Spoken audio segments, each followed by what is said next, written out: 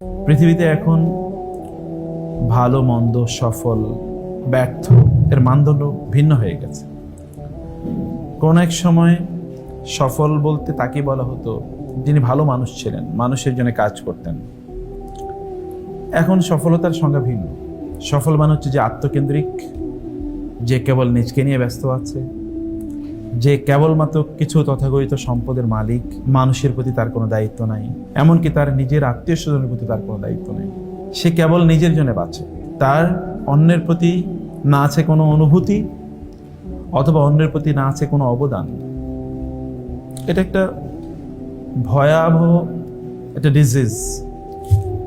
এই সভ্যতাকে ধ্বংস করে দেওয়ার জন্য এতটুকু যথেষ্ট। দেখেন না জাতীয়তাবাদ মানুষকে কিভাবে কুরে কুরে খাচ্ছে। এই দেশ ওই দেশের উপর আক্রমণ করবে, এই দেশ ওই দেশের সম্পদ লুণ্ঠন করে নিয়ে যাবে। এটা এখন মানুষের চরিত্র হয়ে পড়েছে এবং এটা অধিকার মনে করা হয়। জাহেলি যুগে ঠিক কেমন ছিল? আল্লাহ তাআলা তোমাদের মধ্যে কারো উপর কাউকে দিয়েছেন। দুনিয়ার জীবনে আমরা কাউকে একটু বেশি দিয়েছি, আল্লাহ বলছেন আমি কাউকে বেশি দিয়েছি, কাউকে কম দিয়েছি, যেন মানুষ একজন আরেকজনকে তার কাজে লাগাতে পারে, যেন একটা সুষ্ঠু সমাজ তৈরি হয়, যে সমাজে পরস্পরের প্রতি পরস্পরের দায় আছে, দায়িত্ব আছে এবং একজন আরেকজনের সাথে সম্পৃক্ত।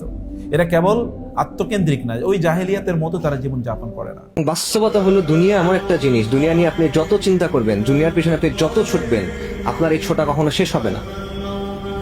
এটার মধ্যে কোনো শান্তি নেই, এটার মধ্যে কোনো প্রশান্তি আপনার কাছে কখনো আসবে না। দুনিয়া আপনাকে পাগল করে দিবে, কিন্তু এই পাগলামের বিনিময়ে আপনি কিছু পাবেন না।